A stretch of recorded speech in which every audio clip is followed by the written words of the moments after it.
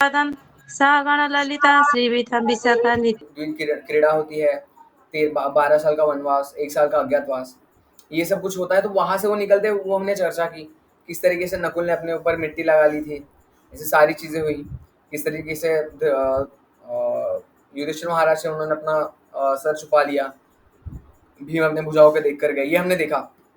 तो अभी पांडव पहुंच चुके हैं उनके इंद्रप्रस्थ में। अभी इंद्रप्रस्थ से निकल रहे हैं, उन्होंने अपने वाइट जो भी कुछ वस्त्र होते हैं वो उन्होंने पहन लिया है, भी वो वहां से प्रस्थान कर रहे हैं। तो क्या होता है, जब ये सारी चीजें ये देखते हैं पांडव जन के जो नागरिक होते हैं, ये सारी चीजें वो देखते हैं, तो वो पांडव को बहुत रोकते हैं। पांडव को बोलते हैं कि आप मत जाइए। तो उसके पहले क्या होता है, जो अ, धृतराष्ट्र होते हैं, धृतराष्ट्र देखते हैं हस्तिनापुर में बैठ के। धृतराष्ट्र को ऐसा दिखता है कि उल्कापिंड होते हैं ना, उल्कापिंड बड़े बड़े, वो गिर रहे हैं, मीटियोर्स बोलते हैं उसको इंग्लिश में। मीटियोर्स गिर रहे हैं, उल्कापात हो रहा है, ठीक है।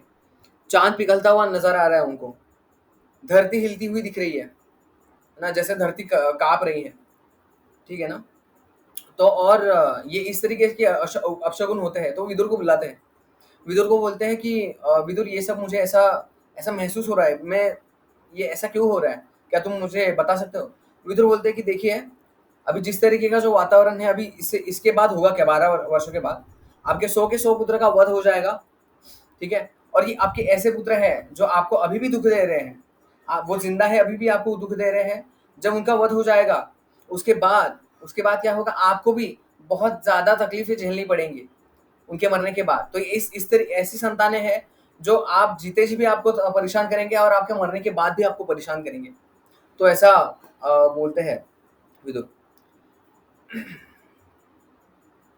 और फिर दुर्योधन को बोलते हैं कि अ, विदुर बोलते हैं दुर्योधन को और धृतराष्ट्र को कि विदुर ये समझाते हैं धृतराष्ट्र दुर्योधन को कि आप लोग उनको अभी भी समय है, ये सारे जितने भी अपशगुन आप देख रहे हो, ये सारे नष्ट हो जाएंगे, ये सारे दूर हो जाएंगे अगर आप पांडवों को वापस बुला लो। पांडव को वापस बुला के उनका जो राज्य है उनको दे दो। 12 साल का वनवास, ये सब नेस्तनाबूद कर दो, ये सारी जो चीजें हुई है इसको आप हटा दो। ये सारी चीजें करने से क्या होगा, ये जो जितने भी और उस समय क्या होता है, सप्तऋषि आए हुए होते हैं यहाँ पे धृतराष्ट्र जी के पास। सप्तऋषि जब आते हैं तो सप्तऋषि से ये पूछते हैं कि ऐसे सारे अपशगुन क्यों हो रहे हैं। तो सप्तऋषि बोलते हैं कि देखो, ये सारी ये तुम्हारे जो पुत्र हैं, इन्होंने जो कार्य किया है बहुत ही अनुचित कार्य किया है। आपको पांडवों को बुला के ये सारी चीजें उनको वापस दे देनी चाहिए और ससम्मान दुर्योधन को उनसे माफी मांगनी चाहिए, उनकी सेवा करनी चाहिए, ससम्मान आपको उनको उनका राज्य वापस दे देना चाहिए।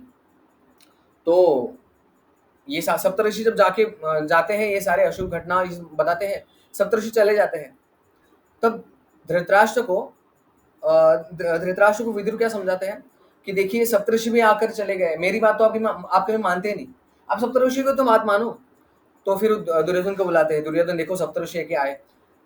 दुर्योधन ने बोला कि देखिए, अगर आप ये जिद करेंगे कि आप पांडव को बुला लो, पांडव यहाँ पे रहेंगे, पांडव उनका राज्य उन्हें मिल जाएगा, तो मेरे ड्रॉर में जहर पड़ा ही है, मैं जाऊंगा जहर खा लूंगा, क्योंकि मैं उनको सामने देख ही नहीं सकता। मैं उनसे इतना ईर्ष्या करता हूँ कि मैं उनको सामने होते हुए देख ही नहीं सकता, मुझे सहन ही नहीं होगा। ये सारी बातें दुर्योधन करते हैं। तो फिर धृतराष्ट्र बोलते कि नहीं नहीं, तुम्हें ये सारी चीजें मत करो, जहर वगैरह मत खाओ। फिर आगे होता है पांडव। पांडव जो जा रहे होते हैं, तो उनके जो भी जो वस्त्र वो पहन लेते हैं, तो सारी जो प्रजा होती है, सारी प्रजा उनके उनके चरणों में पड़ जाती है, उनके चरणों में पड़ती है और बोलती है कि आप हमें इस तरह अनाथ करके मत जाइए। क्योंकि क्या होता है, जो पांडव का जो एक पांडव क्या किया करते थे, युधिष्ठिर महाराज तो व्यक्तिगत रूप से सबसे नहीं मिल पाते थे, लेकिन अन्य 4 पांडव जो है वो क्या करते थे, प्रजा में जाके प्रजा से जाके मिलते थे, एक दूसरे को मिलते थे और उनका क्या हालचाल है वो सब पूछते थे। ये ऐसा स्नेह दिखाते थे, वो ऐसा एरोगेंस में नहीं रहते थे कभी कि हम राजकीय घराने से हैं, हम ये साधारण जो भी लोग हैं इनको कैसे हम गले लगाएंगे, उनकी कैसे हम उनकी उनकी उनकी सेवा हम क्यों करेंगे, ये सारा भाव नहीं होता था उन्हें, क्योंकि उन्होंने बहुत स्नेह का भाव दिया होता है। तो इसलिए उनका पांडवों से बहुत स्नेह होता है प्रजा का। और पांडवों का भी प्रजा से बहुत स्नेह होता है। तो जब ये सेम घटना हुई थी, जब दुर्योधन रामायण में जब राम जी छोड़ छोड़ के जा रहे थे अयोध्या को 14 वर्ष के वनवास के लिए, तो उस समय भी अयोध्या वासियों ने कहा था कि आप हमारे राजा है, आप हमारे प्राण हैं, अगर आप जहाँ जाएंगे हम भी वहां आएंगे। और अयोध्या अयोध्या नगरी नहीं है, अयोध्या आप जहाँ है वहां अयोध्या है, तो हम आपके साथ चलेंगे। तो ये सेम, ये उत्तम राजा के उदाहरण है, जिससे राजा से प्यार हुआ करता था, राजा से स्नेह हुआ करता था। अब अभी के इसमें आप देखेंगे किसी को राजा के लिए कुछ पड़ी नहीं है, और राजा को किसी की पड़ी नहीं है। प्रभुपाद के समय में प्रभुपाद को किसी ने पूछा था कि प्रभुपाद, आपका ये जो गणतंत्र जो है, जो जो भी कुछ स्थिति है, इसको आपका क्या विचार है? मोनार्की बेस्ट है, मोनार्की बेस्ट है, मतलब राज्य करने वाले राजा बेस्ट है, या कि लोकतंत्र, मतलब जो वोट देंगे प्रजाजन, वो देंगे वोट, वो अच्छा है? तो प्रभुपाद ने बोला निश्चित रूप से मोनार्की बेस्ट होते हैं, मतलब राज्य करने वाले बेस्ट होते हैं, लेकिन हालांकि ये कलयुग का वातावरण है, तो इसमें राजा भी दूषित रहेंगे। तो इसलिए अभी के जो केस है उसमें लोग ही चुनेंगे, यही बेस्ट रहेगा। क्योंकि जो प्रजाजन है उनमें अभी हम देखते हैं, हम कभी देखते हैं वोट की जो कभी चर्चा होती है, तो ऐसा डिस्कशन होता है किसको वोट दिया जाए। अच्छा, तुम किसको दे रहे हो, तो हम भी उसको दे देंगे। क्योंकि ब्राह्मणों का कार्य क्या होता था? क्षत्रियों की जो बुद्धि है उसको उसको मेंटेन करना। ब्राह्मण को सर के समान माना जाता था। जो पूरा जो ये हमारा शरीर है, पूरे शरीर को एक वर्णाश्रम से तुलना किया गया था। ब्राह्मण जो थे उनको सर की उपाधि दी गई थी। क्षत्रिय जो थे उनको हाथों की, मतलब जो रक्षा करने वाले हैं, जो व्यापारी गण है, वैश्य लोग हैं, उनको पेट की उपाधि दी गई थी, क्योंकि भरण पोषण करते हैं, अर्थ की उत्पत्ति करते हैं, अर्थ प्राप्ति करते हैं, कर देते हैं। और जो शूद्र थे, जो छोटी छोटी चीजें करने वाले हैं, इनसे ये पूरा एक शरीर बनता था। लेकिन अभी का समाज ऐसा है, प्रभुपाद बोला करते थे, अभी का समाज ऐसा है जिसका सर बहुत छोटा है, हाथ पैर उसके बहुत बड़े बड़े हैं, टांगे वो उसकी बहुत बड़ी है। क्यों? क्योंकि शूद्र मतलब क्या होता है? शूद्र मतलब ये नहीं, जाति की बात नहीं हो रही है यहाँ पे। शूद्र मतलब क्या हुआ करता था? Service executor. जो भी व्यक्ति वेतन पे कार्य करता है, जो भी व्यक्ति वेतन लेता है, उसे बोला जाता है शूद्र। इसका मतलब 80% दुनिया जो भी तनख्वाह पे काम करती है वो शूद्र ही मानी जाती है। कर्म से वो शूद्र मानी जाएगी, लेकिन गुणों से वो अलग हो सकती है, ब्राह्मण हो सकती है, क्षत्रिय हो सकती है। लेकिन कर्म से जो वेतन पे जीता है उसे शूद्र बोला जाएगा। तो ये स्टैटिस्टिक हुआ करता था। तो भी, और पहले वैदिक जमाने में, और मुझे एक बात कहनी थी, हम इतना वैदिक जमाना क्यों बोलते हैं? प्रभु जी, हम हमें तो भक्ति करनी है सीधा। लेकिन वैदिक जमाना इसके लिए बहुत महत्वपूर्ण था कि वैदिक जमाना, वैदिक जो समाज था, वो वैदिक पद्धतियां थी, वो हमें भक्ति करने के लिए बहुत ही सहायक थी। जो वैदिक पद्धतियां हुआ करती थी वो हमें भक्ति करने के लिए बहुत ही सहायक थी। क्योंकि देखिए, आजकल के जगत में हम देखते हैं कि हम बाहर के जगत में हम जाएंगे तो हम शिखा नहीं रख सकते, हर जगह पे शिखा रखना अलाउड नहीं है, हर जगह पे हम तिलक लगा के नहीं जा सकते। लेकिन पहले क्या हुआ करता था, ये जो जो भी कुछ वैदिक सभ्यताएं है, ये हमें क्यों सीखनी चाहिए, ये महाभारत से हमें क्यों सुनना चाहिए? क्योंकि पहले जो भी चीजें हुआ करती थी वो भक्ति में बहुत सहायक हुआ करती थी। जैसे चातुर्मास का जो समय था, चातुर्मास के समय में कोई भी काम नहीं करता था।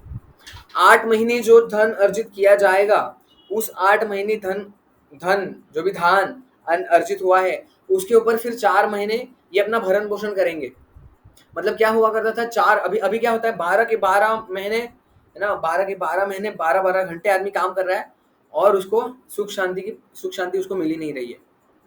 और उस समय में सोने के प्लेट में ऐसा नहीं कि 4 महीना अगर काम नहीं करेंगे तो गरीबी आ जाएगी, भुखमरी हो जाएगी, नहीं। उस समय में हम भक्ति के ऊपर ज्यादा फोकस करते थे। वैदिक जमाने में ऐसा हुआ करता था कि अल्टीमेट गोल हमारा भक्ति ही रहेगा। वैदिक जमाने में ऐसा हुआ करता था कि अल्टीमेट गोल हमारा भक्ति ही रहेगा। बाकी सारी चीजें हैं कमाने की, जो भी चीजें हैं, कमाना, परिवार का पालन पोषण करना, ये सारी चीजें पार्ट टाइम हुआ करती थी, लेकिन फुल टाइम हुआ करता था भक्ति। लेकिन अभी का जो समाज है, ये पूर्ण तरीके से ऐसा डिजाइन है कि आपको पैसे कैसे कमाए जाए, कैसे अच्छे से अच्छे लाइफस्टाइल में जिया जाए, यही सिखाया जाएगा। लेकिन अभी हम देख रहे हैं नई पीढ़ी जो है उनमें कुछ मोरल एथिक्स है नहीं, उनमें कुछ मोरल एथिक्स है नहीं। बड़ों को बड़ों का सम्मान नहीं करेंगे, बड़ों को उल्टा उल्टा बोलेंगे, है ना। कुछ सुनेंगे नहीं बड़ों का, क्योंकि ये बड़ों की भी गलती है, क्योंकि उन्होंने भी वैसी शिक्षाएं दी नहीं है। उन्होंने कभी समझाया नहीं कि भक्ति करनी चाहिए, वैदिक पद्धतियां फॉलो करनी चाहिए। ये वो तब बताएंगे जब उनको पहले पता हो, क्योंकि ये हमारे परंपरा से, हमारे पीढ़ी से नहीं आ रहा है, तो इसमें हमारी भी कुछ गलती नहीं है। लेकिन अभी के ज़माने में हमें ये बहुत ही अच्छा, कलयुग के ज़माने में स्पेशली, कलयुग के ज़माने में स्पेशली हमें ये मिला है कि हमें इस्कॉन सी संस्था मिली है जो हमें भक्ति करना भी सिखा रही है, और साथ ही साथ हमें वैदिक पद्धति का पालन कैसे करना चाहिए ये भी सिखा रही है। देखिए वैदिक पद्धति इतनी सूक्ष्म है, क्योंकि जितना जितना आप शुद्धता का पालन करेंगे, जितना आप पवित्रता का पालन करेंगे, उतना आपकी भक्ति भक्ति आपकी आपको आप भक्ति में ज़्यादा बढ़ोगे उससे। आपकी भक्ति में सूक्ष्मता आएगी, और जितना व्यक्ति सूक्ष्मतम की ओर बढ़ेगा, सूक्ष्मतम मतलब क्या? आत्मा। आत्मा बहुत ही सूक्ष्मतम है। जितना व्यक्ति सूक्ष्मतमता की तरफ बढ़ेगा, उतना उसका हृदय शुद्ध होगा, उसका उतना हृदय शुद्ध होगा, उसकी चेतना शुद्ध होगी, उसकी बुद्धि शुद्ध होगी, उसका अहंकार शुद्ध होगा, है ना। तो ये सारी सूक्ष्म सूक्ष्म चीजें हमें भक्ति से समझेगी, और श्रील प्रभुपाद की दया से हमें ये इस्कॉन में हमें वैदिक पद्धति सिखाई जा रही है। जैसे प्रभुपाद के समय में क्या हुआ था, एक फॉरेन डिसाइपल नहीं थे, नए नए ज्वाइन हुए थे, उनको तिलक लगाना था, तो पानी था नहीं, तो प्रभुपाद ने बोला इसको पानी से से घोल के फिर लगाना होता है। अभी वो देखिए, हमने ऐसा देखते हैं कि बड़े बड़े जो शहर होते हैं, लंदन, अमेरिका, न्यूयॉर्क, फ्रांस, ये बड़े बड़े शहर बहुत क्लीन होते हैं। हम बोलते हैं ना कि हमारे भारत में बहुत कचरा होता है, रास्ते पे कचरा होता है, नालियाँ भरी पड़ी होती है, नालियों का पानी रोड पे आ जाता है ना। तो ये सारे हम देखते हैं ना चीज़ें, और हम वहाँ पे क्या देखते हैं, वहाँ पे देखते हैं तो ये तो हमारा अभी माइग्रेशन हो रहा है। अभी मुंबई अभी सारे गाँव के लोग मुंबई में शिफ्ट हो रहे हैं, पुणे में शिफ्ट हो रहे हैं, तो ऐसा दिख रहा है कि पॉपुलेशन बढ़ रही है, लेकिन वास्तव में पॉपुलेशन नहीं बढ़ रही है। वास्तव में पॉपुलेशन नहीं बढ़ रही है, लोगों का माइग्रेशन बहुत बढ़ रहा है। गाँव आप देखेंगे कई के कई गाँव, उसमें यूथ है ही नहीं, पूरे गाँव के गाँव खाली है। तो इसलिए माइग्रेशन बढ़ रहा है, इसलिए ये व्यवस्था ठीक से नहीं चल रही है। ठीक है, तो क्या हुआ करता था, हम कहाँ पे थे, क्या क्या टॉपिक चल रहा था हमारा? पहले जो वैदिक सभ्यता हुआ करती थी, इसके बारे में क्या क्या बता रहा था? हरे कृष्णा बाबू जी, आपने बोला था भक्ति बहुत सूक्ष्म तरीके से करने का प्रयास कर रहे हैं हम। यस यस, थैंक यू माता जी। तो फोल्डर के अंदर फोल्डर अगर खुल जाता है ना तो आदमी उस फोल्डर में गुम जाता है। ठीक है, तो मैं ये बता रहा था कि अभी आप देखेंगे कि बड़ी-बड़ी ये सारी इंडस्ट्रियाँ हैं, ये बड़े-बड़े बिल्डिंग्स हैं, बहुत ही स्वच्छ दिखता है हमें। लेकिन उनको शुद्धता में और स्वच्छता में एक छोटा-सा पतली लाइन है, एक छोटा-सा अंतर है, शुद्धता में और स्वच्छता में। ये बाहर के जो देश है, ये स्वच्छ रहेंगे, बहुत बहुत स्वच्छता रखेंगे, लेकिन शुद्धता नहीं रखेंगे। उस डिसाइपल ने क्या किया था, प्रभुपाद ने बोला था कि तिलक लगाओ, पानी था नहीं, तो वो क्या कर रहा था, वो लिटरली वो थूक रहा था, और थूकने के बाद वो तिलक लगाने वाला था। अभी सोचिए, ये ऐसे लोग हैं जिनको बहुत सोफिस्टिकेटेड होते हैं वो। और आपको अगर मैं बता दूं, ये टाई भी क्यों लगाते थे? टाई इसलिए लगाते हैं कि उनका ठंडी से उनकी रक्षा हो, और टाई जो होता था वो नाक पोंछने के लिए है उनकी टाई। टाई अभी, और उसको कॉर्पोरेट कल्चर माना जाता है, कॉर्पोरेट्स में कल्चरली वो टाई पहनना एक सोफिस्टिकेटेड चीज मानी जाती है। लेकिन वास्तव में इसका इन्वेंशन इसीलिए हुआ था कि वो नाक पोंछने के लिए यूज करते हैं वो टाई को। सोचिए, हम रुमाल तो हम रखते हैं, लेकिन अगर हम हमारा कपड़ा ऐसे में, अगर मेरा कुर्ता लूँ, आपके सामने नाक पोंछो ऐसा रख दूँ, और वही मेरा हाथ उस पे जा रहा है, तो उनमें स्वच्छता और शुद्धता, इनके अंदर का जो भेद है वो सबको नहीं पता होता। तो ये सारी चीज़ें हमें, ये सारी सूक्ष्मतम चीज़ें होती है, ये सारी सिखानी नहीं पड़ती थी पहले, क्योंकि माता-पिता फ़ॉलो करते थे, उनको देख के बच्चे अपने आप सीख जाते थे। जैसे टॉयलेट को जाने के बाद नहाना, शुद्धता से रहना, ठीक है? जैसे अभी हम मूत्र जब हम त्यागते हैं, तो हमारे प्राइवेट पार्ट्स को धोना भी चाहिए। उसके बाद बाथरूम से निकलने के बाद हमें पैर धोने चाहिए, बाथरूम में हमने पैर धोने चाहिए। फिर हमें 3 बार गुलना करना चाहिए। ये सारी सूक्ष्मतम चीज़ें और हमारे सिर पे थोड़ा पानी छिड़कना चाहिए, हाथ पैर धोने चाहिए, 3 बार गुल्ला करना चाहिए, सिर पे पानी छिड़कना चाहिए। ये लघु शंका की बात कर रहा हूँ मैं। और जब दीर्घ शंका हम करते हैं, मतलब जब हम टॉयलेट के लिए जाते हैं दीर्घ शंका के लिए, तो हमें नहाना चाहिए, निश्चित रूप से हमें नहाना चाहिए। तो ये सारी छोटी-छोटी चीज़, जैसे जनेऊ धारण करने वाले हैं, जनेऊ धारण करने वाले, ऐसा रूल है, जनेऊ जब हमारे प्राइवेट पार्ट्स को लग जाए तो जनेऊ पहन नहीं सकते आप। इसलिए जनेऊ कान को, राइट या लेफ्ट कान को बांधा जाता था, लेफ्ट कान को आई गेस। तो ये सारे सूक्ष्म-सूक्ष्म नियम हुआ करते थे। ये सारे सूक्ष्म नियम ये क्यों है? ये हमारी जो भी हमारी कलुषित चेतना है ना, उसकी उसकी सारी ये प्रोसेस शुद्धिकरण के लिए है। लेकिन आजकल के ज़माने में कॉन्वेंट स्कूल है, अभी के जितने भी हम स्कूल देखते हैं जहाँ पे स्लॉटर हाउसेस है, प्रॉपर स्लॉटर हाउसेस बोला जाता था, वो बोलते थे इस सारी स्कूलों को। जितने भी हैं सारे स्टूडेंट पढ़ रहे हैं अभी, उनको बस यही चीज़ें सिखाई जा रही है, कैसे कमाया जाए। एक भक्त थे, भक्त के एक बच्चे थे, वो जब स्कूल में गए, स्कूल में बहुत होशियार थे वो, उनका एक नंबर आया, पहला नंबर आया, समझो 6वीं क्लास में है वो। तो अगली क्लास में जाके टीचर कैसे बता रही है बेटे को, पेरेंट्स को बुलाया, कंधे को पकड़ा, बेटा देखो, आंखों में आंखें डाली, आवाज़ ऐसी गहरी की और बोली, देखो बेटा, जी जान लगा देनी है ना, पूरे क्लास में नंबर 1 आके दिखाना है। ये सारी कंपटीशन की चीज़ें हैं। और बच्चा तो ऑफकोर्स क्रिचो कॉन्शियस था, उसने मन में बोला कि ठीक है, बोलो आप अपना अपना, लेकिन मैं तो अपना, जो मेरा मेन फोकस है मैं वो रखूंगा। तो ये बचपन से हमें क्या सिखाया जा रहा है? कंपटीशन का वातावरण सिखाया जा रहा है। इसलिए हम भक्ति में भी आए हैं, भक्ति में भी आ जाते हैं तो थोड़ा हमारा कंपटीशन का भाव होता है। अरे देखो, उनकी तारीफ हो रही है थोड़ी थोड़ी, देखो देखो हमने इतनी सेवा की, हमें हमें हमें अच्छा अच्छा नहीं बोल रहे, उनको ही अच्छा अच्छा बोल रहे हैं, देखो हमारी तारीफ नहीं हो रही, हमें नोटिस नहीं किया जा रहा है, हम तो इतने बैकएंड में सेवा कर रहे हैं, किसी को दिख ही नहीं रहा है ना।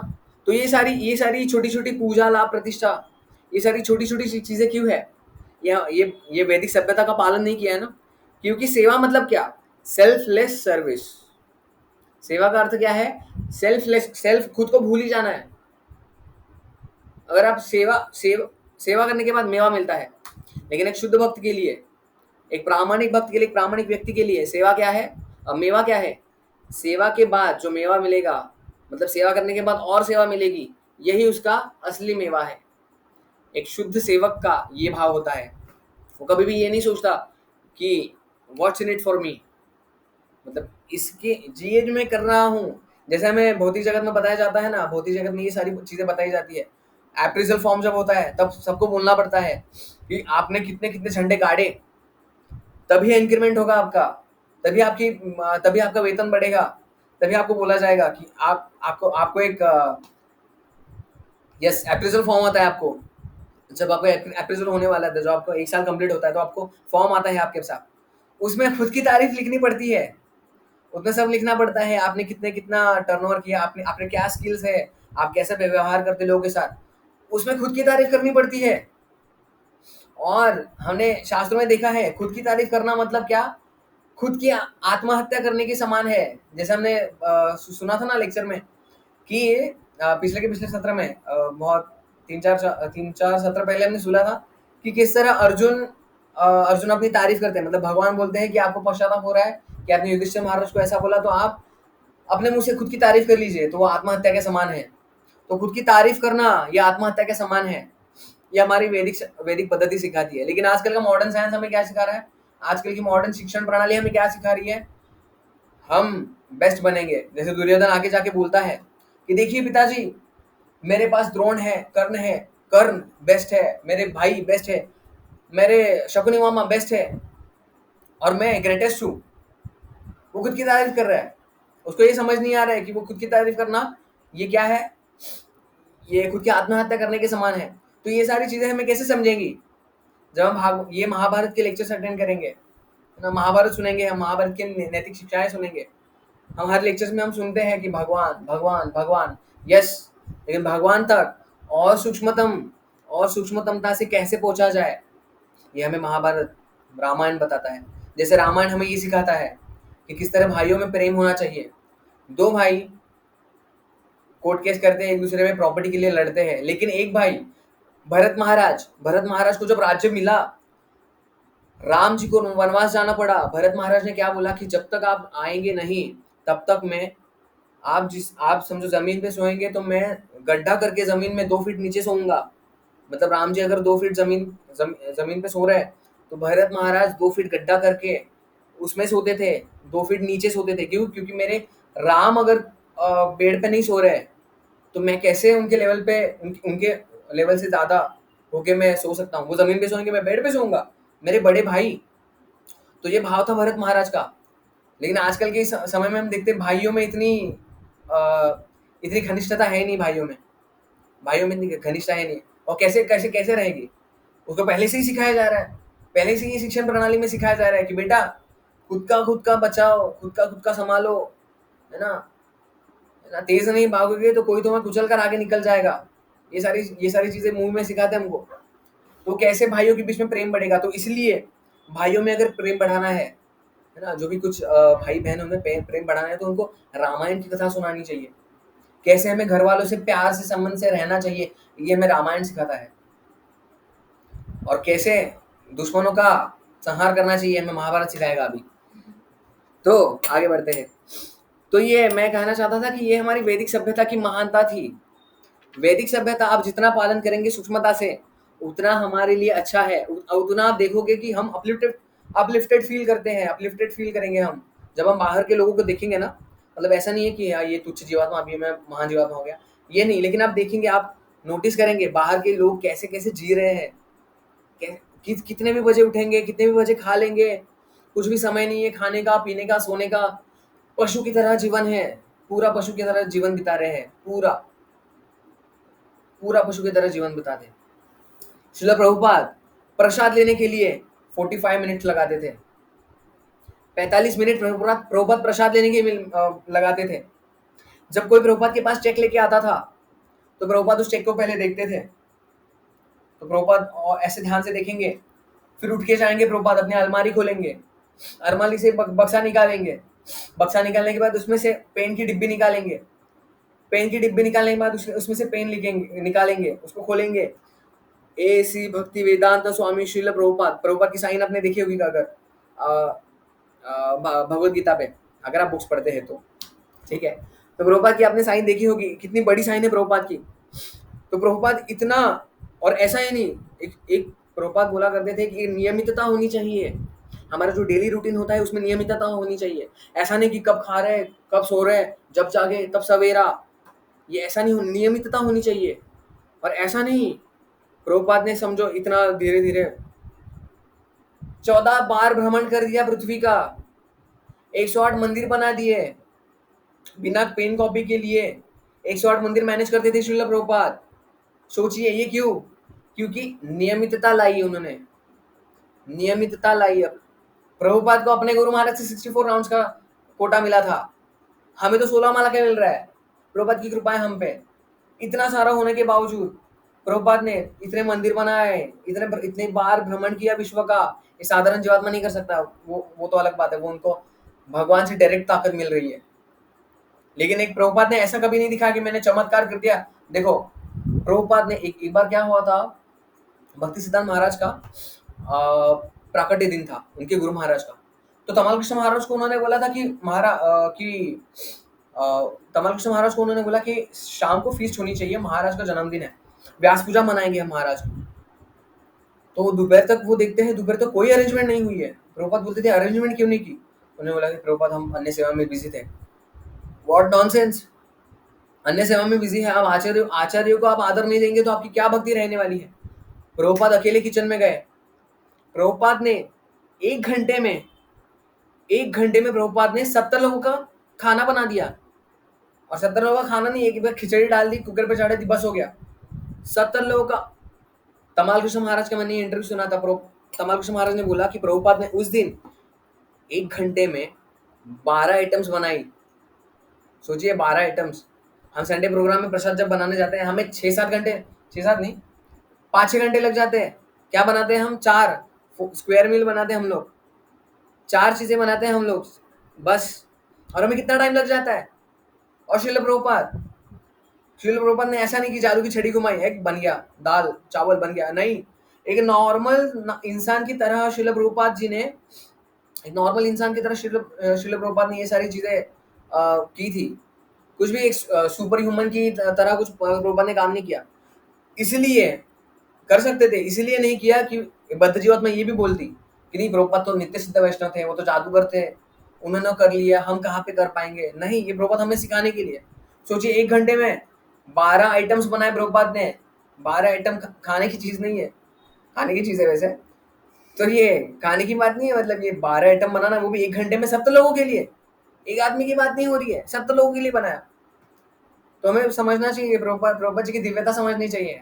प्रभुपाद ने जो हमें ये कल्चर दिया है, जो कृष्णा कॉन्शियसनेस का, देखिए भक्ति भी दी है हमें, और शुद्धता का कैसे पालन करना है। प्रभुपाद बोला करते थे, इस कृष्णा कॉन्शियसनेस मूवमेंट में हम जितनी पवित्रता, जितनी शुद्धता पालन करेंगे, उतना लोग हमसे ज्यादा प्रभावित होंगे, उतना जो लोग हमसे ज्यादा आकर्षित होंगे, हमसे मतलब हमसे नहीं, कृष्ण से, उतना लोग कृष्ण से आकर्षित होंगे। लोग अचंभित से रह जाते हैं जब हम उनको बताते हैं कि हाँ हम 4 बजे उठते हैं, हम 5 बजे उठते हैं, हम प्याज लहसुन नहीं खाते, हम ये सारी चीजें फॉलो करते हैं। वो अवाक हो जाते हैं, वो बोलते हैं कलयुग के जमाने में सतयुग के लोग कैसे आ गए। वो ऐसा बोलते हैं क्योंकि वो जान ही नहीं पाते कि इस समय में लोग बहुत बार ताने देते हैं, बहुत बार लोग ताने देते हैं कि अरे आप तो सतयुग के लोग हो, वो सतयुग के लोग हो। कलयुग में जन्मे है, मतलब कलयुग में जन्मे हैं, तो क्या व्यवहार हमारा वैसा ही रहेगा? नहीं। अब कलयुग अगर हमें पता है गाड़ी फेल है हमारी, इसका मतलब ये नहीं कि खुद ही एक्सीडेंट करवा ले हम लोग, करेक्ट ना।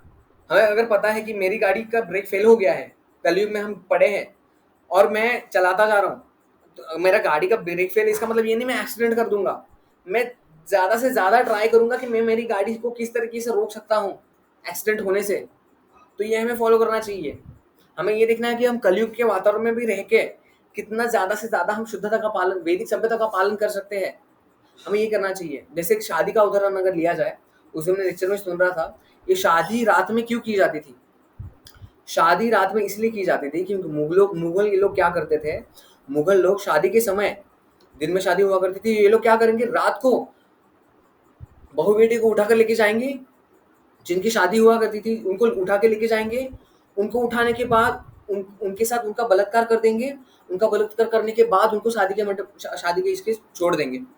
ऐसा किया करते थे मुगल। तो इनके लिए इन ये सारी चीज हटाने के लिए रात में शादी हुआ करती थी, इसलिए रात में शादी हुआ करती थी। लेकिन अगर अब वास्तव में देखा जाए, मुहूर्त जो होता है वो दिन में शादी करने का होता है। रात में असुर लोग, राक्षस लोग शादी करते हैं, रात में असुर राक्षस शादी करते हैं। हमारी वैदिक सभ्यता कभी भी नहीं रही है रात में शादी करने की। शादी दिन में हुआ करती थी क्योंकि शादी एक संस्कार है, और कोई भी संस्कार ऐसा रात्रि में नहीं होता। रात्रि में सिर्फ भूत प्रेत पिशाचों के, असुरों के, राक्षसों के संस्कार होते हैं। तो लेकिन हमें ये वैदिक पद्धति का फॉलो कोई कर ही नहीं रहा है। तो इसलिए पीढ़ी दर पीढ़ी अभी भी यही चल रहा है। हम बहुत बार सुनते हैं कि रात को शादी है, रात को शादी है। तो हमें बदलना चाहिए, हमें वैदिक संस्कृति का आह्वान करना चाहिए। शादियों में जो प्रसाद होता है, जो भोग लगता है, उसको पहले विष्णु को अर्पण करना होता है। स्त्री पुरुष को जिनकी शादी है उनको फास्टिंग रखनी पड़ती है, उनको खाना नहीं खाना पड़ता है शादी के पहले। फास्टिंग, उनको उपवास करना पड़ता है। क्यों? क्योंकि वो रिचुअल है। जिसे दीक्षा के समय, जिनकी दीक्षा हुई होगी उनको पता होगा, दीक्षा के समय हम लोग हमें क्या बोला जाता है, फास्टिंग कीजिए आप। जब तक आपकी दीक्षा नहीं हो रही तब तक आपको फास्टिंग करना है। क्यों? क्योंकि वो एक सेरेमनी है, दीक्षा सेरेमनी है, संस्कार है। शादी भी एक संस्कार है। शादी है ऐसा नहीं कि अरे फिर हनीमून के लिए कहाँ पे जाएंगे, फिर उनको चिढ़ाना दूल्हा दुल्हन को। ये सारी चीजें गंधर्वों में हुआ करती है, ये वैदिक पद्धति में नहीं होता। ये सारी चीजें वैदिक पद्धति में नहीं होती, ठीक है। तो इसलिए नहीं है, ये सारी छोटी छोटी चीजें हमें पता नहीं होती थी, पता नहीं है, लेकिन ये हमें पता करनी चाहिए क्योंकि ये सारी चीजें हमें भक्ति में दृढ़ बनाएंगी। और जितना हम शुद्धता का पालन अच्छे से करेंगे, उतना हम भक्ति में ज्यादा तीव्रता से हम लोग प्रगति कर पाएंगे। तीव्रेण भक्ति योगेन, तीव्रता से अगर भक्ति हमें पालन करनी है तो हमें निश्चित रूप से वैदिक पद्धति का पालन करना पड़ेगा। ठीक है, आप बोलोगे कि साधु संत महात्मा तो ये लोग अपनी बड़ी बड़ी दाढ़ी बढ़ाते थे, ये लोग तो जंगलों में रहते थे, फिर वो थोड़ी ना शुद्धता का पालन। उनकी केस अलग है, वो देहात में चेतना में नहीं है। साधु संत ऋषि मुनि शेविंग हेड ये ऐसा क्यों नहीं रखा करते थे? इसके पीछे कारण ये था कि वो उनका एक एक सेकंड उनका भगवान के प्रति है। जैसे शिव जी को बोला जाता है शिव जी नहाते नहीं है, शिव जी जटा धारण करते हैं, सांप को गले में लगाते हैं। अगर वैदिक सभ्यता में अगर किसी पशु को अगर हमारा हाथ लग जाए, अगर कोई पशु हमें टच हो जाए तो हमें नहाना चाहिए, ये हमें वैदिक सभ्यता सिखाती है। लेकिन शिव जी तो गाले में सांप लगाते हैं, शिव जी तो भस्म धारण करते हैं, शिव जी तो जटाएं बनाते हैं, है ना? ऐसा क्यों करते हैं शिव जी की स्थिति अलग है। शिव जी शिव तत्व है, शिव जी जीव तत्व नहीं है। शिव जी जीव तत्व नहीं है, ब्रह्मा जी जीव तत्व है। कोई भी एक जीवात्मा तपस्या करके वो ब्रह्मा बन सकता है, लेकिन कोई भी जीवात्मा तपस्या करके शिव जी नहीं बन सकता, क्योंकि शिव तत्व एक अलग तत्व है। क्षीरम यथा दधि विकार विशेष योगात्, क्षीरम अगर भगवान श्री कृष्ण क्षीर है, क्षीरम दधि विकार विशेष योगात्, और शिव जी कौन है? दही है। जैसे दही में दूध में विकार आने के बाद वो दही बन जाता है, लेकिन पौष्टिक दोनों है, दही भी है और दूध भी है। उसी तरीके से शिव जी जो है, शिव जी की स्थिति साधारण स्थिति नहीं है। कोई भी अगर बोले कि शिव जी क्यों नहीं वैदिक पद्धति को फॉलो करते, शिव जी इन सारी चीजों से परे है। शिव जी की हमें स्थिति देखनी चाहिए। शिव जी पहले वैष्णव तिलक, वैष्णव पोशाक में ही थे, लेकिन उनको सेवा क्या मिली? उनको सेवा ये मिली कि जितने भी तमोगुणी लोग हैं उनका आपने अधिष्ठाता बनना है। इसीलिए शिव जी ने बोला ओके, जैसा देश वैसा भेष करना पड़ेगा। इसलिए भगवान शिव जटा रखते हैं, माथे पे भस्म लगाते हैं, गले में सांप अटकाते हैं, छाल पहनते हैं शेर की ना, इसलिए ये सारी चीजें करते हैं शिव जी। ठीक है, और उनका हर एक सेकंड, शिव जी का एक एक सेकंड वो कृष्ण के चिंतन में होते हैं, राम जी के चिंतन में होते हैं शिव जी। इसीलिए वो इन सारी चीजों के पास ध्यान नहीं देते, हाइजीनिक, ठीक है, शुद्धता, ये सब वो देहात्म चेतना में नहीं है। देहात्म चेतना में हम हैं। हमें अगर माला दी जाए, माता जी ये लीजिए, आपके पास माला पड़ी है, आपको 24 घंटा आज माला करनी है, हम बैठ नहीं पाएंगे एक जगह पे, बैठ नहीं पाए, हम फ्रस्ट्रेट हो जाएंगे, क्योंकि हम अभी भी देहात्म चेतना में है। हम अभी भी देहात्म चेतना में है।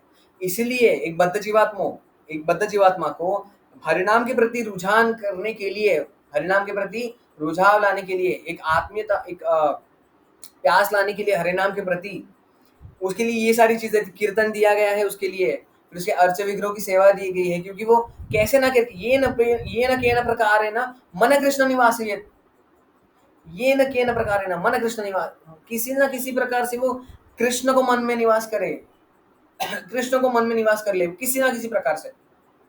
इसलिए हमें ये सारी चीजें, हम देहात्म चेतना में है, हमें मान्य करना पड़ेगा। हम साधु संतों को, मुनियों को इमिटेट नहीं कर सकते, उनके जैसे हम लोग ये नहीं, जैसे कोई साधु चले गए पहाड़ पे बैठे हैं बहुत सारे वर्षों से, हम नहीं कर सकते, हम नहीं कर सकते। हम अभी भी देहात्म चेतना में है, अभी भी देहात्म चेतना में है। ठीक है, तो हम आगे बढ़ते हैं। तो जिस तरीके से पांडव जब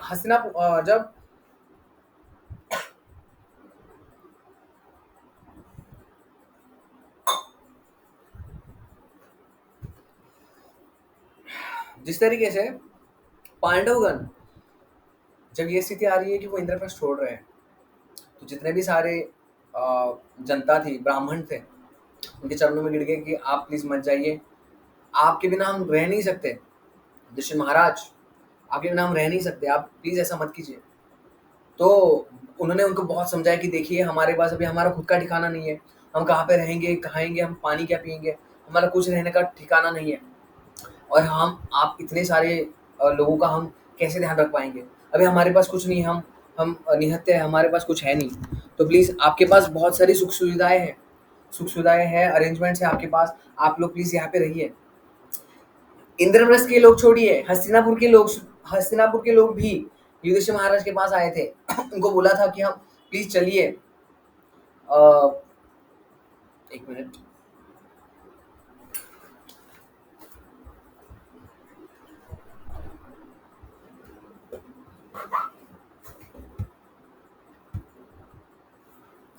तो उनको प्रार्थना करते थे कि प्लीज़ आप मत जाइए। क्योंकि ये देखिए, कंफर्ट, ये जितने भी सारे कंफर्ट्स हैं ना, इतने बहुत कंफर्ट थे इंद्रप्रस्थ में, हस्तिनापुर में बहुत सारे कंफर्ट्स थे। और कोई भी बोलेगा नहीं कि अगर हमारा राजा वनवास पे जा रहा है तो ठीक है जाए, हमारे हम लोग सत्ता बदल देंगे, कल नया कोई राजा बनेगा, कोई नया कोई प्रधानमंत्री बनेगा। ये जो भाव है ना, ये सेवा का भाव नहीं है। ये जो भाव है ना, एक्सप्लॉइटेशन का भाव है। किस तरीके से मैं सामने वाले को मैं एक्सप्लॉइट करूं, किस तरीके से मैं निचोड़ूं और मैं सुख की प्राप्ति करूं। भक्ति में क्या होता है भक्ति में क्या होता है, आध्यात्मिक जगत में क्या होता है, जो सेवा करता है वो भी आनंद का अनुभव करता है, और जो सेवा लेता है वो भी आनंद का अनुभव करता है। लेकिन भौतिक जगत में कैसा होता है, भौतिक जगत में ये चीज है, भौतिक जगत में सामने वाला आनंद कैसे प्राप्त करता है, जो उसके नीचे है उसको स्क्रू करके कॉर्पोरेट्समैन देखते हैं ऊपर वाले आनंद कैसे भोगते हैं, नीचे वाले को, अगर इसने इसको समझो मेल किया है, कुछ समझो एस्केलेशन का मेल किया है बॉस ने, तो ये बॉस क्या करेगा, उसके नीचे जो मैनेजर है उसको उसको मेल स्क्रू करेगा, फिर नीचे नीचे ऐसा स्क्रू होता जाता है। क्यों? क्योंकि हर एक व्यक्ति बचना चाहता है कि अरे ये मैंने नहीं किया, मेरी वजह से नहीं हुआ, इसकी वजह से हुआ, इसकी सेवा में कमी है, इसकी सेवा में खोट है, मुझे कुछ मत करो, इसको करो।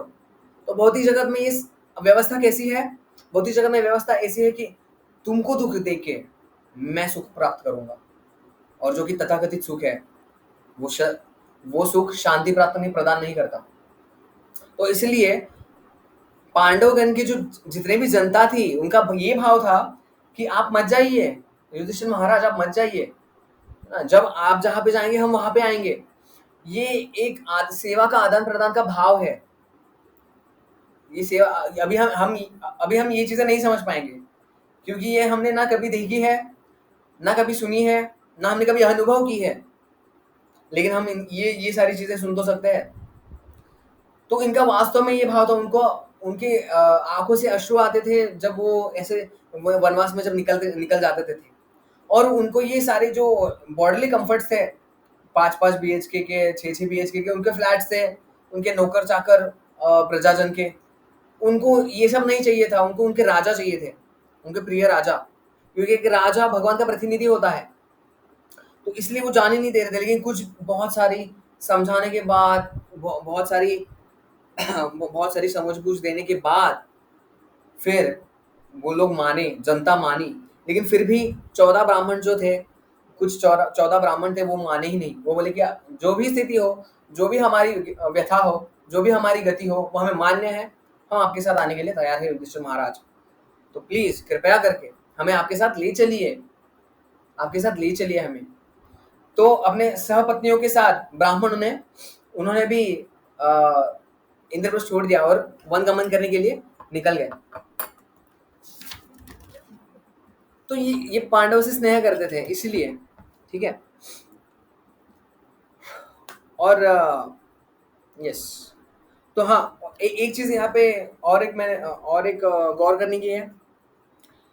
अभी हम लोग देखेंगे, हम सोचेंगे कि ऐसे कैसे हो सकता है, इतना प्यार, इतना प्यार तो कभी हमने देखा नहीं, वो भी फैमिली भी नहीं है, राजा प्रजा, एक दूसरे में इतना प्यार कैसा। क्योंकि ये सारी चीजें हम समझ नहीं सकते, क्योंकि ये कलयुग का स्वभाव ही यही है, कलयुग का स्वभाव ही यही है, कलह। हर एक रिलेशन में कलह है ही है, जब तक वो कृष्ण की सेवा में नहीं लगते, ठीक है। भौतिक जगत का सुख भी ऐसा है, मैं आपको बता दूं, भौतिक जगत का सुख भी दुख का ही कारण है, और दुख अल्टीमेटली दुख का ही कारण है। क्योंकि जब हमें दुख मिलता है, हम भगवान को याद नहीं कर पाते हैं, ठीक है। जब हमें दुख मिला हम कंदन करते बैठेंगे, और जब हमें सुख मिला, सुख में व्यक्ति क्या करेगा, आनंद में रहेगा, खुश रहेगा। और सुख हमारे, जिस दुख तो हमारे लिए घातक है ही, चलो, लेकिन सुख हमारे लिए ज्यादा घातक है।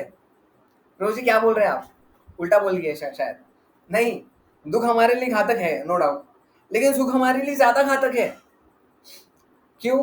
क्योंकि जब दुख में, और ऐसा व्यक्ति जो समभाव नहीं है सुख दुख, इसलिए भगवान गीता में बोलते हैं, बेटा अर्जुन, आगम पायिनो नित्या स्थाम तितिक्षस्व भारत, मात्र स्पर्शस्तु कौन्तेय, शीत उष्ण सुख दुःखदा, आगम पायिनो नित्या स्थाम तितिक्षस्व भारत, सम दुःख सुखम धीरम स्वामृतत्वाय कल्पते। ऐसा व्यक्ति सुख दुख को अगर वो नहीं झेल पा रहा है ना, दुख को अगर वो नहीं झेल पा रहा है, दुख में वो सर आपट रहा है ना दुख में वो कंदन कर रहा है, ऐसा व्यक्ति अगर दुख को नहीं झेल पा रहा है तो वो सुख को भी नहीं झेल पाएगा, सुख को भी नहीं झेल पाएगा वो, क्योंकि दुख में वो क्या करेगा, है राम मुझे नहीं चाहिए, जगत मुझे नहीं चाहिए, मुझे बस अभी जीना नहीं है, ये करेगा। फिर सुख में क्या करेगा, सुख आ गया, अरे मेरे पास सुख आ गया, अब मैं अच्छे से जीऊंगा। सुख दुख के केस में तो चलो वो मान्य कर लेता है कि मुझे नहीं रहना है इस जगत में वो मान्य कर लेता है कि मुझे इस जगत में नहीं रहना है, मुझे जाना है इस जगत से, भगवान मुझे बुला लो जल्दी। लेकिन सुख इतना घातक है, अगर यही सुख इतना घातक है, ये सुख में अगर सुख अगर मिला तो वो क्या करेगा, वो संतुष्ट रहेगा कि हाँ मेरी बीवी है, मेरे बच्चे हैं, मेरी बीवी मुझे टाइम पे खाना देती है, मैं जब चाहूँ मुझे तब समोसे देती है ना, मैं जब चाहूँ मुझे जो चाहे मुझे बना के देती है मेरी बीवी। अभी मैं क्यों इस जगत को छोड़ूं, आई एम वेल सेटल्ड, मैं बहुत ही सेटल हूँ इस जगत में। तो वो सुख आपके अल्टीमेट दुख का कारण बनेगा अगर उस सुख को आप ध्यान में रखिए, और उस सुख को आप अगर कृष्ण की सेवा में नहीं लगाएंगे तो वो सुख आपको इस भौतिक जगत में जन्म मृत्यु के फेरों को और बढ़ाएगा, और आपको ये अनुभव देगा कि हाँ ये भौतिक जगत में मैं खुश रह सकता हूँ। भगवान तो गलत बोल गए गीता में, दुखालयम शाश्वतम, ये तो सही बात है, ये अभी मैं कितना सुख मिल रहा है, मुझे कितना सुख मिल रहा है, मैं सेटल हो सकता हूँ उस जगत में, यस मैं एकदम परफेक्ट बना हूँ इस भौतिक जगत के लिए, मैं परफेक्टली डिजाइन हूँ इस भौतिक जगत के जेल में सड़ने के लिए, बहुत ही परफेक्टली मेरा डिजाइन हुआ है ना। तो ये बहुत अधोगति की निशानी है। बहुत सारे लोगों को हम अगर प्रचार करने जाएंगे, वो बोलते हैं कि क्या करें, क्या होगा भक्ति होके, सब तो चल रहा है, अच्छे से तो चल रहा है, ठीक ठीक सब ठीक ठीक तो चल रहा है, गीता पढ़े, बुक डिस्ट्रीब्यूशन के लिए जाते, गीता पढ़े, क्यों पढ़े, सब अच्छा तो चल रहा है, क्या जरूरत है। क्योंकि लोग अपने अपने कंफर्ट जोन में है, वो नहीं देख पा रहे हैं कि मेरे आजू बाजू के लोग मर रहे हैं, एक दिन मुझे भी मरना है, ये तो अल्टीमेटली दुख है, ये मरना ये अल्टीमेटली दुख है, वो ये नहीं देख पाता। उसके ऊपर उसके अंदर अंग में तरह तरह की बीमारियां हैं, वो ये नहीं देख पाता है ना, झुर्रियां पड़ रही है उसको, वो ये नहीं देख पाता। क्यों? क्योंकि वो तो वेल सेटल है, उसके इंद्रियों को सुख मिल रहा है ना। सुख और दुख बेसिकली क्या है, इंद्रियों का अनुभव है। आत्मा कुछ सुख दुख का अनुभव नहीं करता, इंद्रिया सुख दुख का अनुभव करती है। अगर हम सुख और हम इंद्रियों को अगर खुद को एक दूसरे से अलग मानेंगे तो हम वास्तव में जान पाएंगे कि ये दुख और सुख वास्तव में हमारे इंद्रियों को होने वाले अनुभव है, हमारे इंद्रियों को होने वाले अनुभव है। हमारी इच्छा के अनुसार अगर वो कुछ चीज हुई तो हम उसको सुख मान लेंगे, लेकिन हमारी इच्छा के विपरीत अगर कोई वस्तु हुई तो हम उसको दुख मान लेंगे। लेकिन हमें वास्तव में बुद्धिमान जीवात्मा को, एक बुद्धिमान जीव को ये सोचना चाहिए कि सुख दुख वास्तव में इंद्रियों को होने वाले अनुभव है, सुख दुख वास्तव में इंद्रियों को होने वाले अनुभव है। एक बुद्धिमान जीवात्मा ये सोच पाता है। और ये बात ध्यान में रख लीजिए, जितना भी हमारा सुख है, अभी हम बहुत ही कंफर्टेबल पोजीशन में है नहीं है मुझे नहीं पता, लेकिन किसी की भी एकदम कंफर्टेबल पोजीशन है, उसे ये जरूर जान लेना चाहिए जब तक वो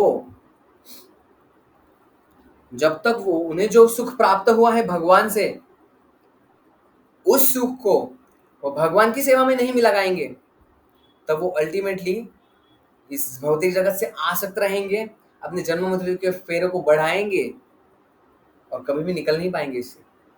तो ये सुख हमारे लिए बहुत घातक है। अगर यही सुख बहुत ही हमारे लिए सुलभ हो सकता है, बहुत ही हमारे लिए सुलभ हो सकता है जब हम इसको भगवान की सेवा में लगाएंगे। ठीक है, तो आगे बढ़ते हैं, इस टाइम है। तो ये है आदान प्रदान। और ऐसा व्यक्ति, कोई व्यक्ति है, कुछ बहुत सारे लोग बोलते हैं अरे क्या है इस्कॉन में, क्या है इस्कॉन मतलब किसका कौन, है ना। क्योंकि ये सारे ऐसे व्यक्ति बहुत मिलेंगे, हमको बहुत मिलते हैं, बोलते हैं कि क्या है, कोई हमें प्यार नहीं करता, ये नहीं करता, वो नहीं करता। इसका मतलब ये है कि वो व्यक्ति किसी को प्यार नहीं करता। इसका मतलब ये है कि वो अकेला व्यक्ति किसको प्यार नहीं करता। वो बोलता है कि इसने मेरे साथ ऐसा व्यवहार किया, उसे वो मुझे प्यार नहीं करता, उसको मुझसे प्रॉब्लम है, सबको मुझसे प्रॉब्लम है, सब मेरे साथ ऐसा करते हैं। इसका अर्थ ये है कि वो व्यक्ति, उसके डीलिंग्स अच्छे नहीं है, वो सबके साथ अच्छा व्यवहार नहीं कर रहा है ना। Life is like shouting on the mountain top. दो माउंटेन्स हैं, दो माउंटेन्स के ऊपर दो माउंटेन्स के ऊपर हम खड़े हैं।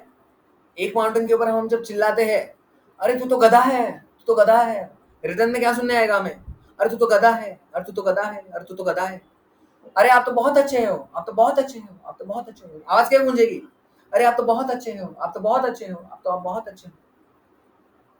तो ये हमें समझना चाहिए वास्तव में, life is like a shouting on the mountain top.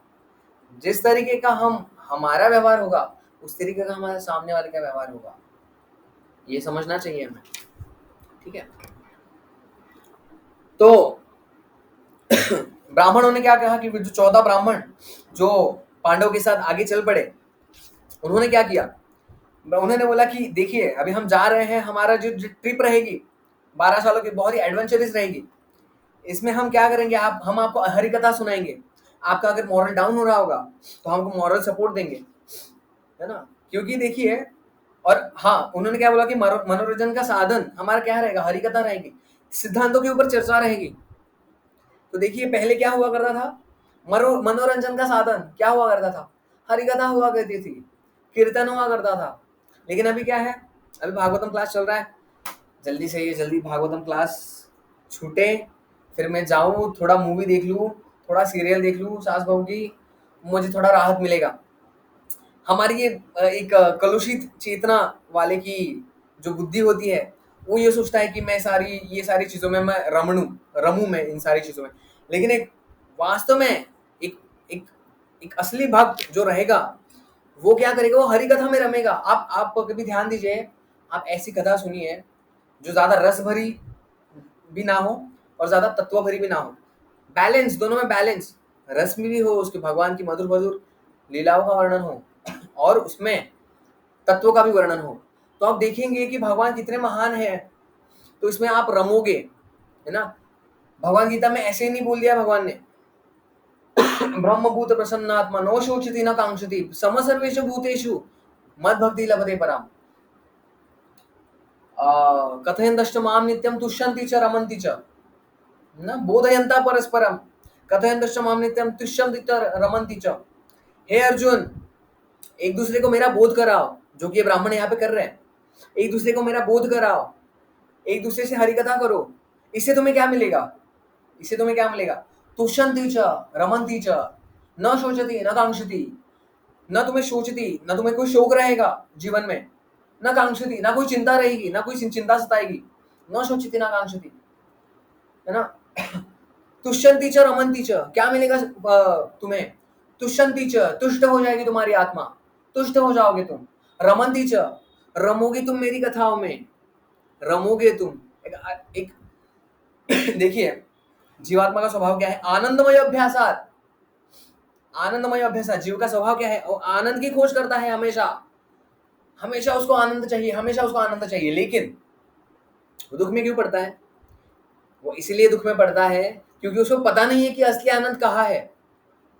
तो यही हमारी कृष्णा कॉन्शियसनेस मूवमेंट, अंतरराष्ट्रीय कृष्ण भावनामृत संघ, ये हमें आपको यही बांटने आया है कि वास्तव रूप से हमें इसकी असली इंद्रिय तृप्ति कैसी की जाए। प्रभात बताते थे कि हम लोगों को असली इंद्रिय तृप्ति कैसी है, क्या है, हम लोगों को ये सिखाने आ रहे हैं।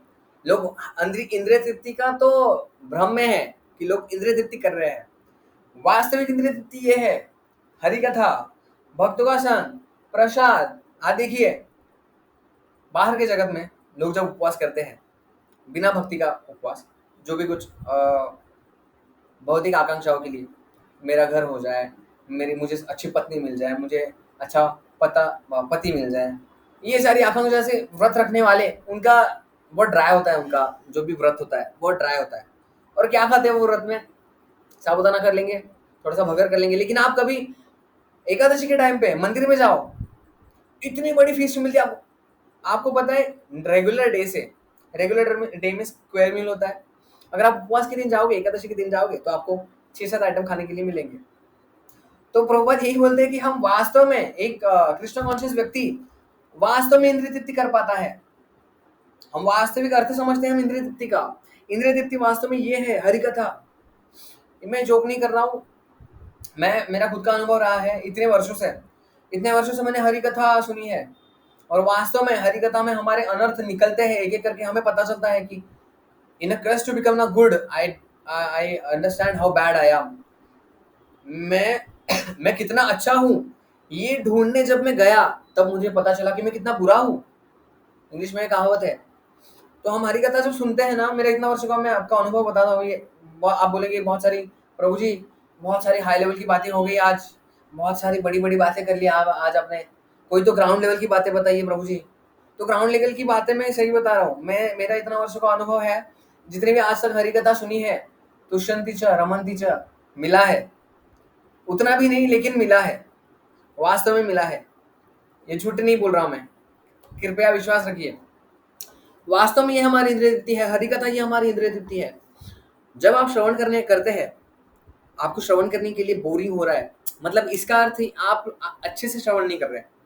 श्रवण में प्रॉब्लम नहीं है श्रवण में प्रॉब्लम नहीं है, वक्ता में प्रॉब्लम नहीं है। प्रॉब्लम इसमें है कि हम सही ढंग से उसको अनुभव नहीं कर रहे। जैसे एक मधुमक्खी, समझो मक्खी है, शहद का जार है, उसको दिख रहा है शहद है, यस मेरे सामने शहद रखा है, अभी मैं इसको चाटूंगी, अभी मैं तृप्त हो जाऊंगी। वो जाता है, वो बॉटल पे बैठता है, वो चाटता है, वो शहद की बोतल को चाटता जाता है। वो बोलता है कि एकदम बकवास क्वालिटी का शहद है, एकदम बकवास क्वालिटी का शहद है, रस ही नहीं आ रहा है, बिल्कुल रस नहीं आ रहा है। लेकिन वास्तव में उसको कौन बताएगा कि बेटा ढक्कन खोलो, अंदर जाओ, अंदर शहद है, उसको चाटो, फिर तुम्हारी तृप्तंत यत्स्कंद भुजोपशाखा यथा तुरोर्मूल निषेचनेन तृप्यंत यत्स्कंद भुजोपशाखा। तुम वास्तव में अंदर जाओ, फिर तुम्हें वो मधु है, उसकी मधुरता तुम्हें मिलेगी। इसका मतलब हमें कहीं ना कहीं कमतरता है। और कई बार भक्त लोग क्या कर लेते हैं, देखिए श्रद्धा अधिकारी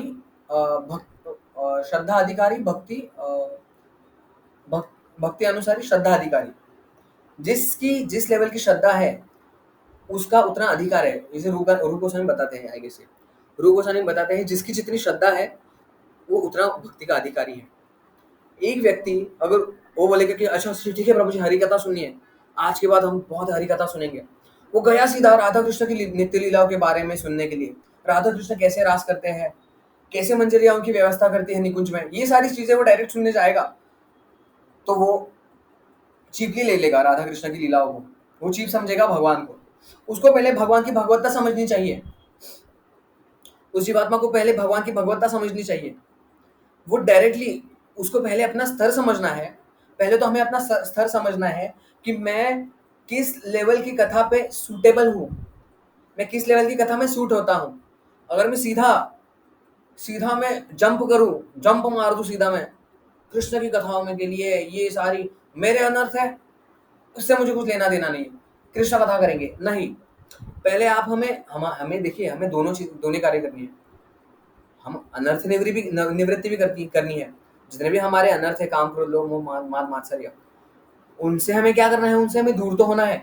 साथ साथ हमें अर्थ प्रवृत्ति, ठीक है अनर्थ निवृत्ति होगी प्रभु जी, काम निकल गया मेरा, क्रोध लोभ मोह मान मात्सर्य सब निकल गया प्रभु जी, I am very neutral now. लेकिन अभी क्या करूं मैं, अभी मुझे कोई रसी नहीं है मेरे पास। तो यस, आपके जितने भी अनर्थ जब निकल जाएंगे, जीरो हो जाएंगे अनर्थ, तब आपकी अर्थ प्रवृत्ति शुरू होगी। अर्थ प्रवृत्ति मतलब क्या, जो हमारा वास्तव में कृष्ण प्रेम का जो धन है उसको प्राप्त करने के लिए हमारी शुरुआत होगी। लेकिन इससे पहले हमें क्या करना है, हमें चित्त शुद्ध करने वाली जितनी कथाएं होती है, अनर्थ निवृत्ति बेस्ड वाली जितनी कथा होती है, वो कथा नहीं जिसमें आह आह कृष्ण ने क्या कपड़े चुराए गोपियों के, आह अरे बोल, ये नहीं, ये ढोंग हो जाएगा। बहुत ही सूक्ष्मतम है भक्ति, बहुत ही सूक्ष्मतम है।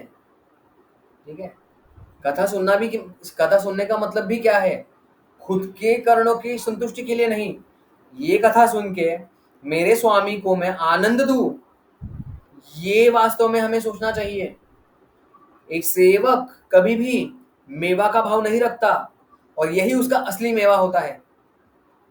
समझे? एक सेवक कभी भी मेवा का भाव नहीं रखता, ये उसका असली मेवा है। एक साधु को हमेशा ये ध्यान रखना चाहिए कि मेरी चित्त शुद्धि की कथा मुझे मैं कितनी सुन सकूं, कितने में मेरा चित्त शुद्ध हो रहा है वो कथा सुन के, और कितना मैं कृष्ण के पास आगे बढ़ रहा हूँ।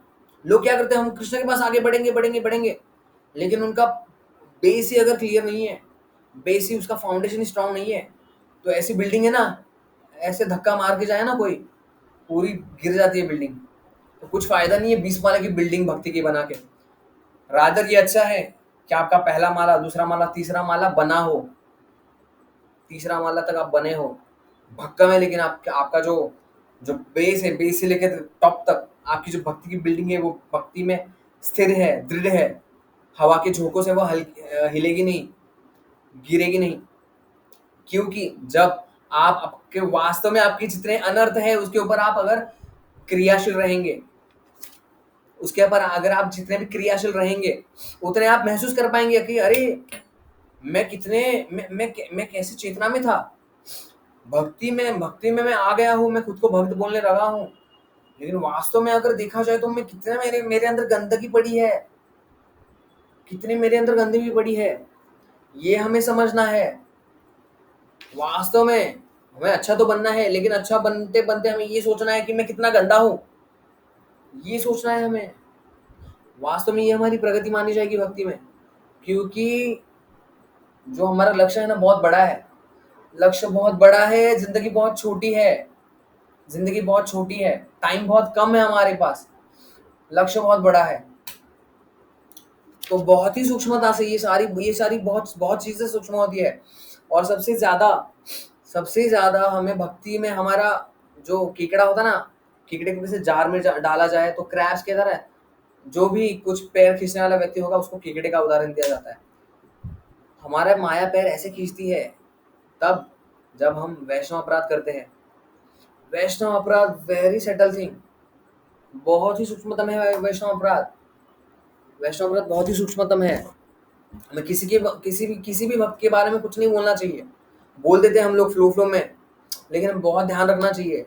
क्योंकि उस समय क्या होता है, मैं बुक में पढ़ रहा था, हिज ग्रेस भूरिजन प्रभु के जी के बुक में पढ़ रहा था। ओ टाइम हो गया है वैसे, ठीक है। मैं हिज ग्रेस भूरिजन प्रभु के बुक में पढ़ रहा था, उन्होंने क्या बोला कि जब व्यक्ति किसी की निंदा कर रहा होता है, जब वो निंदा कर रहा है इसका मतलब वो ये समझ रहा है कि वो बेहतर है, वो उस अन्य जीवात्माओं से वो बेहतर है। वो इसका मतलब ये है, अगर वो किसी की निंदा कर रहा है वो ये सोचता है कि मैं बेहतर हूँ। दूसरी बात, वो ये भूल जाता है जब वो बोलना शुरू करता है किसी के बारे में तो उसको रस की प्राप्ति होती है। जो रस हमें कृष्ण कथा से मिलना चाहिए, वो रस एक अपराधी व्यक्ति कैसे प्राप्त करने लग जाता है, जब वो अपराध करने लग जाता है किसी के बारे में निंदा। आओ बच्चों तुम्हें सिखाए एक कहानी, एक प्रभु जी की किस तरीके से उन्हें कांड किए। अगर ये सारी चीजों में हरि कथा छोड़ के दोषों का कीर्तन अगर वो जब करने लग जाए, उसमें वो रस प्राप्त करने लग जाता है, तब कृष्ण हमारा हृदय छोड़ के तुरंत चले जाते हैं। तब भूल जाइए अब कृष्ण जल्दी से आने वाले हैं, भूल जाइए। कृष्ण तुरंत हमारा हृदय छोड़ देते हैं और बहुत दूर चले जाते हैं। क्यों? क्योंकि वो रस की प्राप्ति कैसे कर रहा है, दूसरे का दोषों के कीर्तन करने से। माता जी ने ये किया, प्रभु जी ने वो किया, हाँ प्रभु जी ऐसे है, प्रभु जी वैसे है।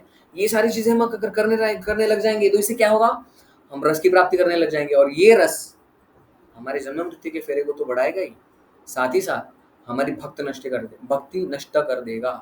देखो पाप हमारी भक्ति नष्ट नहीं करेगा, हमारी भक्ति नष्ट करने का साधन तगड़ा, एकदम एक्यूरेट रामबाण साधन है वैष्णव अपराध, रामबाण साधन है वैष्णव अपराध।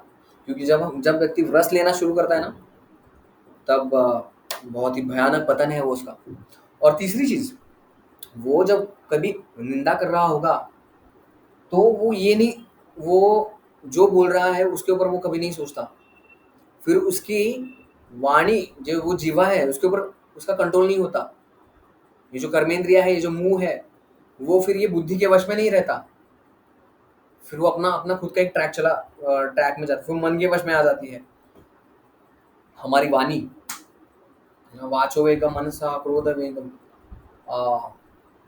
यस, हाँ, ये तो उपदेशामृत का हो गया। वाचो वेगम मनसा क्रोध वेगम उदर उपस्थ वेगम एतान वेगान विषयोत धीरा। और गीता में भी भगवान बताते हैं, अनुद्वेग्यम करम वाक्यम सत्यम प्रियम हितम च यत्। सत्यम, सत्य बोलना चाहिए, प्रियम, प्रिय बात, मधुर, मृदुभाषी होना चाहिए भक्त ने बहुत ही मृदु भाषा होना चाहिए भक्त का। क्या था वो श्लोक, अनुद्वेग्यम कर्म वाक्यम, किसी को उद्वेग करने वाला नहीं हो। किसी को, ये होते हैं ना कुछ कुछ लोग, बोल दिया, एक एक ही शब्द बोल देंगे, आग लग जाएगी सामने वाले में। अनुद्वेग्यम, ऐसा अनुद्वेग नहीं करना चाहिए। अनुद्वेग्यम कर्म वाक्यम सत्यम, सत्यम बोलना चाहिए, प्रियम, प्रियम बोलना चाहिए, हितम चयत, हितकारी होना चाहिए किसी के लिए। ऐसा नहीं कि अरे प्रभु जी आप तो बहुत बस बढ़िया है, मस्त है, मस्त है, लेकिन वो शब्द उसके लिए हितकारी नहीं है, और आप बोले जा रहे बोले जा रहे बोले जा रहे। सत्यम प्रियम हितम चयत स्वाध्यायाभ्यसनम चैव, है ना, ये स्वाध्याय, इसका अगर आप स्वाध्याय करोगे, वांगमय तप उच्यते, इसको क्या बोला जाएगा, वाणी की तपस्या बोला जाएगा प्रभु जी, माता जी, इसको बोला जाएगा वाणी की तपस्या।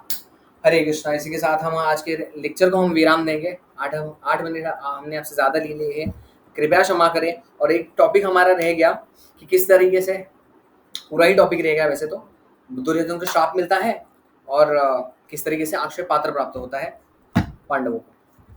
हरे कृष्णा। कोई भक्त की किसी की टिप्पणी है, किसी का कोई सुझाव है, कोई करेक्शन है, कृपया, और किसी का कोई प्रश्न है, कृपया बोलिए। हरे कृष्ण।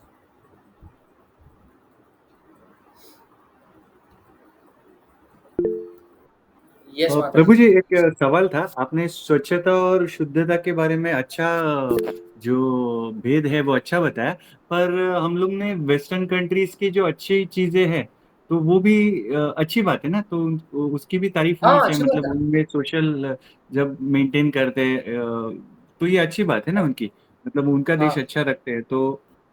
अच्छी बात है, निश्चित रूप से अच्छी बात है। मैं ये समझ आ रहा हूँ कि उन्हें सूक्ष्मतम चीजें नहीं पता। उनको अभी मैं वही बता रहा था कि जो हमारी वैदिक सभ्यता है ना, वो हमें सूक्ष्मतम चीजें सिखाती है कि जो हमारे आंखों को नहीं दिख रही है।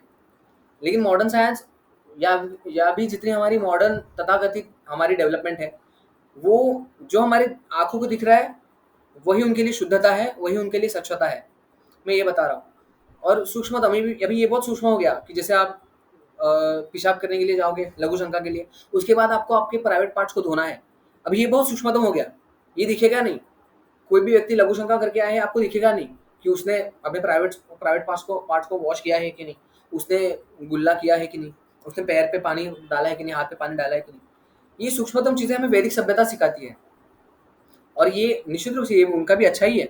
लेकिन व्हाट इज द बेस्ट, तो ये वैदिक पद्धति हमें बहुत बेस्ट है। तो ये फर्क है उनमें और हमें। धन्यवाद प्रभु जी। हरे कृष्णा। हरे कृष्ण। यस, राधा माता जी। हरे कृष्णा प्रभु जी, दंडवत प्रभु। वैदिक जो आप वर्ड यूज कर रहे हैं, इसका मतलब क्या है प्रभु जी? मुझे पता नहीं है। वैदिक वैदिक सभ्यता, शास्त्र जो। ठीक है, जैसे अभी मैं 2-3 उदाहरण देता हूँ, उससे आप समझ जाएंगे। जैसे वैदिक पद्धति, अभी अभी वैदिक पद्धति आपने सुना होगा, वैदिक पद्धति की शादी हो रही है, सुना है आपने? हाँ, सुनी है, लेकिन उसका मतलब क्या है वो नहीं पता है, क्योंकि बताता वो हूँ। संस्कृत भाषा है ना। Yes yes yes. वैदिक का अर्थ ये है, जो भगवान विष्णु को सेंटर में रख के जो विधियां की जाती है, उसका अर्थ है वैदिक पद्धति। और बाकी अन्य जो है, अभी तो वैदिक छोड़िए, अभी तो जो देवी देवता को मध्य में रख के जो चीज़ें की जाती हैं वो भी अभी नहीं हो रही है। मैं साधारण इसकी बात कर रहा हूँ।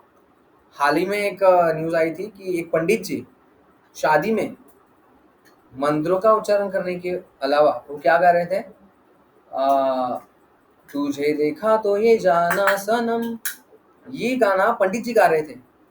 तो ये तो वैदिक भी नहीं हुआ, वैदिक तो हुआ ही नहीं, ना कि ये देवी देवताओं को सेंटर में रखे हुआ, ये तो बहुत ही अधम कार्य हो गया। आप पंडित हैं, आप क्या कर रहे हैं? तो वास्तव में वैदिक का अर्थ ये है कि भगवान विष्णु को सेंटर हम रखते हैं। अभी की जितने भी शादियां हो रही है जिसमें विष्णु को आह्वान नहीं किया जाता, उसमें देवी देवताओं को मध्य में रख के शादी की जाती है।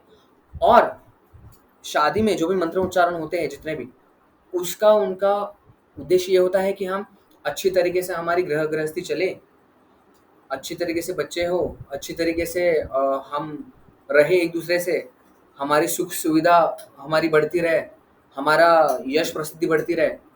इसके ऊपर इसमें भक्ति का कुछ कुछ लेना देना नहीं होता। कर्मकांडी विवाह बोलते हैं उसको। अभी अभी मुझे वर्ड मिला वो वैदिक कर्मकांडी, और अभी जो वर्तमान काल में अभी चल रहा है। अभी वर्तमान काल में एक दुल्हन जब सजती है तो ये देखती है मैं कौन सा डिजाइनर लहंगा पहनूंगी, मैं क्या पहनूंगी, ये पहनूंगी वो उसको शादी के जो ये रस्म है, शादी का ये संस्कार बोला जाता है, उसको यही नहीं पता कि शादी करना है संस्कार है। उसको क्या लगता है, यस मेरा राजकुमार घोड़े पे आएगा, मुझे उठा कर लेके जाएगा, यस मैं परी जैसी बनूंगी, मेरे भाई लोग मुझे कंधे पे उठा कर लेके, मतलब वो खुद को बेसिकली वो खुद को कृष्ण समझ रही है। मतलब क्या, ये सारी एक जीवात्मा को क्या लगता है कि मैं इस जगत, पूरे जगत का सेंटर मैं हूँ, ये सारे जितने भी हैं ये सारे साइड एक्टर हैं, सारे मैं मेन हीरोइन हूँ, मैं मेन एक्टर हूँ, और जितने भी लोग हैं ये सारे साइड एक्ट्रेस हैं। ये सारे मेरी इंद्रिय तृप्ति के लिए मुझे सहायता देने वाले हैं। जब ये मेरी इंद्रिय तृप्ति का सहायता नहीं दे रहे हैं तो ये मेरे कोई नहीं लगते, ये मेरे मूवी का पार्ट है नहीं। तो आजकल की शादी है ये सारे बेसिस पे हो रही है। और कर्मकांडी विवाह इसके बेसिस पे हुआ करते थे, देवी देवता खुश रहे, देवी देवता खुश रहे, हमारे धन धनाट्य हमारा बढ़ता रहे, हमें अच्छे अच्छे बच्चे हो जो हमें संभाले, हमें हमारी अच्छी इंद्रिय तृप्ति हो, तो ये कर्मकांड में आ गया। और वैदिक मतलब कि हम एक पत्नी, इसलिए वैदिक विवाह में धर्म पत्नी और धर्मपति बोला जाता है, कभी भी काम पत्नी और कामपति ये नहीं बोला। मैं शादी का उदाहरण इसलिए दे रहा हूँ कि क्योंकि आपको बहुत क्लियर हो जाएगा, क्योंकि इसमें कर्मकांड, वैदिक पद्धति और आजकल की तथाकथित पद्धति जो चल रही है, इसलिए शादी विवाह में क्या हुआ करता था, सप्तपदी ये सारी चीजें हुआ करती थी। और वैदिक इसमें क्या होता था, विष्णु का आह्वान किया जाता था। मतलब अल्टीमेट गोल क्या रहेगा, भगवत प्राप्ति। वैदिक विवाह में वैदिक जितने भी वैदिक रिचुअल्स होते हैं उसमें क्या रहेगा, भगवत प्राप्ति रहेगी। एक तो हो गया शादी का उदाहरण। दूसरा उदाहरण ये था कि भक्ति सिद्धांत महाराज, जो कि हमारे श्रील प्रभुपाद जी के गुरु हैं, भक्ति सिद्धांत महाराज ने उनके एक डिसाइपल को क्या बोला था कि अभी उनकी माता का देहांत हो गया था। उनकी माता का देहांत होने के बाद उन्होंने क्या बोला था कि आप ये जो अभी रिचुअल रहेंगे, जो भी हमारी अंत्येष्टि क्रिया रहेगी, तो अंत्येष्टि क्रिया में आपको क्या करना है, अंत्येष्टि क्रिया में आपको जितने भी रिचुअल्स होने वाले हैं वो आपको वैदिक पद्धति से करिए, कर्मकांड पद्धति से मत कीजिए। लेकिन क्या होता है, उनके जो शिष्य होते हैं वो उनकी बुरा अवज्ञा कर देते हैं। और ऐसा नहीं कि वो जानबूझ के करते हैं, उनके जो संबंधी रहते हैं उनके दबाव में आकर वो क्या कर देते हैं, कर्मकांड पद्धति से वो उनका फाइनल रिचुअल्स करते हैं। इससे अभी इसमें भेद है, बहुत बड़ा भेद है ना। अभी जैसे सिंपल सी चीज़ देखिए, जैसे आपने कभी ऐसा देखा है कि एक मृत शरीर पड़ा है और भक्त लोग कीर्तन कर रहे हैं, आपने कभी ऐसा किया है? मतलब आपने देखा है कभी माता जी? नहीं प्रभु जी, नहीं। नहीं क्योंकि देखा है। वहां पे बोला जाता है, अभी मेरा जैसा ससुर का अभी देहांत हुआ, 3 महीना हुआ, तो वहां पे मैंने बताया भगवान का नाम लो, लेकिन वो लोग ले नहीं रहे थे, क्योंकि वो लोग बोले ऐसा टाइम पे हम कैसे कर सकते, मतलब उनको एक सॉन्ग लग रहे थे। बट मेरा हाँ पति और मेरा जो सास था ना, वो उनको तुलसी का माला उनका गले में डाला, क्योंकि वो मांस वगैरह खाते थे बाहर, तो उन्होंने तुलसी का माला डाला, सारे चीज किया। बट उतना सारी चीज करने नहीं दिया जितना होना चाहिए। जैसे कीर्तन करना चाहिए, उनका सास जब जा रहे थे हमारे पास बहुत टाइम था कीर्तन करने, बट वो करने ही नहीं दिया क्योंकि आजकल लोग वो मानना ही नहीं चाहते। एग्जैक्टली, तो मैं ये बोल रहा था, वैदिक पद्धति में ये सारी चीजें होती है। मृत शरीर पड़ा है तो उसकी शुद्धि के लिए कीर्तन करेंगे। लेकिन कर्मकांडी जो लोग होते हैं, वो तथाकथित नैतिकता तथाकथित नैतिकता फॉलो करते हैं। वो देखेंगे कि ये क्या गाना बजाना चल रहा है, पार्टी चल रही है आपकी, तो गाना बजाना तो शादी में वो आ जाता है। वो एक भौतिक पर्सपेक्टिव से देखते हैं इन सारी चीज़ों को। लेकिन वैदिक पद्धति में क्या होता है, वैदिक पद्धति का जो फाइनल रिचुअल सेरेमनी भी जो होती है, उसमें ये होता है कि इसमें ये होता है कि वो जो जड़ जड़ चीज़ें जो होती है ना, जड़ और चेतन में भेद देख पाते हैं। जो भी कुछ कोई एक ऐसा व्यक्ति जो वैदिक सिद्धांतों को अच्छे से फॉलो कर रहा है, वो जड़ और चेतन में भेद देखता है। वो देखता है कि मेरे सामने जो पड़े हैं उनका शरीर है, वो जो मुझे छोड़कर चले गए हैं। अभी उनकी अगली जर्नी सुखदायक हो, इसके लिए उनको भगवत प्राप्ति जल्दी से जल्दी मिले, इसलिए हम भगवान का कीर्तन करेंगे। बाहर के लोग देखेंगे तो वो सोचेंगे कि अरे कैसे कैसे बेशर्म लोग हैं, नाच गाना हो रहा है। आपको पता है वैष्णव फैमिलीज में कीर्तन में नाचते भी है। सामने डेड बॉडी, आप देखिए नजारा कैसा रहेगा। सामने डेड बॉडी पड़ी है, शरीर पड़ा है, मृत शरीर पड़ा है, आजू बाजू में भक्त लोग कीर्तन कर रहे हैं और बाकी के भक्त लोग नाच रहे हैं। क्यों? वो इसलिए नाच रहे हैं क्योंकि उनको ये समझ गए हैं वो कि हाँ, प्रभु जी ने एक वो एक बहुत ही अच्छा श्लोक है भागवतम में कि मुझे याद नहीं आ रहा है वो भी। उसमें ऐसा है कि भक्तों की आयु कभी हरी नहीं जाती। आयुर्हरति वैपुंसा उद्यानस्तन चयनसो। इसका मतलब कि आयुर्हरति वैपुंसा, उसमें ऐसा है, उसका सार ऐसा है, भक्तों की आयु कभी हरी नहीं जाती। क्योंकि भक्त का शरीर छोड़ना भी जो है ऐसा, जैसे सिंपल प्रभुपाद उदाहरण दिया करते थे, जैसे बिल्ली होती है ना, बिल्ली चूहे को कैसे पकड़ती है, चूहे के शरीर में दांत गड़ा देती है, पूरे मार देती है चूहे को, ठीक है, ऐसे ऐसे ऐसे पूरा उसको निचोड़ देती है। लेकिन उसी जगह पे अगर उसके नवजात शिशु है, पैदा हुए हैं, उसको बहुत सारे किटन बिल्लियाँ उसकी छोटी छोटी पैदा हुई, तो उन्हीं को वो क्या करती है, वही मुख से उठाती है और सुरक्षित स्थान पे छोड़ देती है। प्रभुपाद बोला करते थे भक्त के लिए उसी भी वही बिल्ली का मुंह वही है, लेकिन चूहे के लिए वो मृत्यु के समान है। लेकिन वही मृत्यु का मुख, वही मुख एक उसके बच्चे के लिए क्या है, सुरक्षा प्रदान करने वाला है।